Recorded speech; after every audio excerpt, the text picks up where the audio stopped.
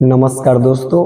तो आज हम एक ऐसे महामानव, महापौरुष, महाज्ञानी, महाविद्वान व्यक्ति के बारे में बात करने जा रहे हैं जिनके जन्म के लिए ये पूरे राष्ट्र तरसते हैं कि यदि उनका जन्म उनके देश में हुआ रहता तो वे अपने आप को धन्य समझते, परंतु दुर्भाग्यवश ऐसे महामानव, महाविद्वान, महापौरुष का जन्म हमारे देश भारत में हुआ, जिनका आदर देने से आज की भी पीढ़ी घबराती है, आज की भी जनता घबराती है।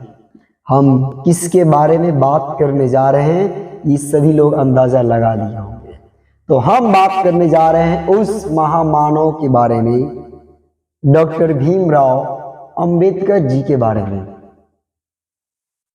और ये सबसे पहली बात उनके बारे में कि डॉक्टर भीमराव अंबेडकर, जिनको बाबा साहेब के नाम से भी जाना जाता है, तो बाबा साहेब भीमराव अंबेडकर का जन्म 14 अप्रैल 1891 ईस्वी में महू मध्य प्रदेश में एक दलित परिवार में हुआ था।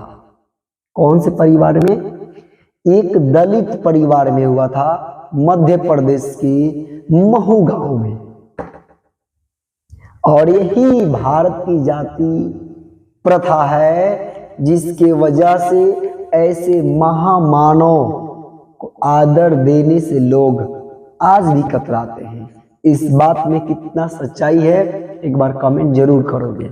आगे पढ़ेंगे हम कि मानव मुक्ति के पुरोधा बाबा साहेब अपने समय के सबसे सुपठित जनों में से एक थे। मतलब कि मानव मुक्ति, ये मानव जो चंगुल में फंसे थे एक दूसरे के मानसिक गुलामी में, इस चीज को मुक्त करने में ये पुरोधा बाबा साहेब उस समय के, अपने समय के सबसे पठित जनों में से एक थे। प्राथमिक शिक्षा के बाद इनकी पढ़ाई लिखाई की थोड़ी सी बात करें तो पढ़ाई लिखाई तो बहुत कठिनाई से हुई ही, लेकिन हम लोग सब चीज शॉर्ट में ही बात करते चलेंगे, डिटेल्स में बात नहीं कर रहे हैं। तो प्राथमिक शिक्षा के बाद बड़ौदा नरेश के प्रोत्साहन पर उच्चतर शिक्षा के लिए न्यूयॉर्क यानी अमेरिका और फिर वहां से यानी कि अमेरिका से लंदन इंग्लैंड चले गए। तो एक चीज अंदाजा लगाया जा सकता है कि उस समय ये दलित परिवार से प्राथमिक शिक्षा के बाद इनको बड़ौदा नरेश के द्वारा अमेरिका और फिर वहां से लंदन भेजा गया। तो कितना इनकी मानसिक योग्यता होगी अंदाजा लगाया जा सकता है। आखिर कुछ तो उस समय के नरेश में दिखाई दिया होगा, नरेश को इनमें कुछ दिखाई दिया होगा जिसकी वजह से इन्होंने अमेरिका और इंग्लैंड पढ़ाने की जिम्मा खुद उठाए। उन्होंने संस्कृत का धार्मिक, पौराणिक और पूरा वैदिक वाङ्मय अनुवाद के जरिए पढ़ा।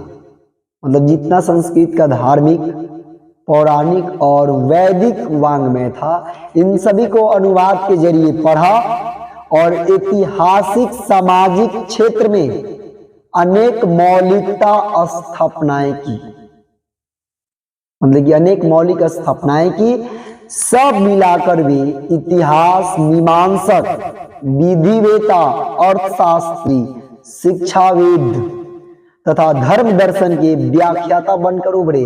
मतलब कि केवल एक दो सब्जेक्ट यानी एक दो विषय नहीं बल्कि अनेक विषयों के ज्ञाता, व्याख्याता बनकर के उभरे, इस दुनिया के सामने आए।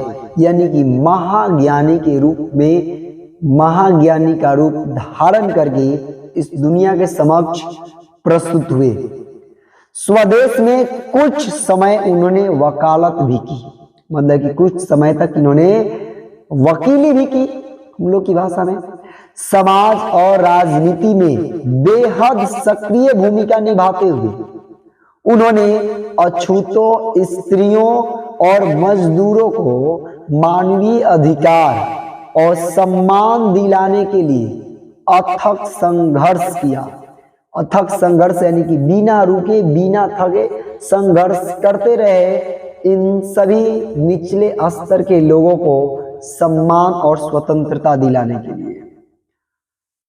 उनके यानी कि डॉक्टर भीमराव अंबेडकर जी के चिंतन और रचनात्मक के मुख्यतः 3 प्रेरक व्यक्ति रहे। और वो कौन कौन 3 प्रेरक व्यक्ति रहे भीमराव के? बोध, कबीर और ज्योतिबा फूले। ये 3 लोग इनके प्रेरक व्यक्ति रहे।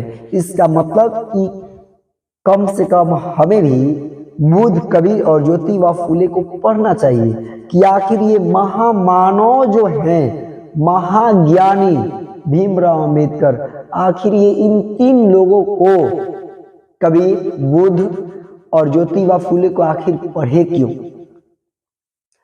भारत के संविधान में उनकी महती भूमिका और एक निष्ठ समर्पण के कारण ही हम आज उन्हें भारतीय संविधान का निर्माता कहकर श्रद्धांजलि अर्पित करते हैं।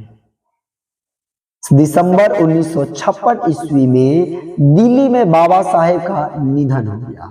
यानी कि 1956 को दिसंबर में दिल्ली में बाबा साहेब इस महामानव, महाज्ञानी पुरुष का निधन होता है।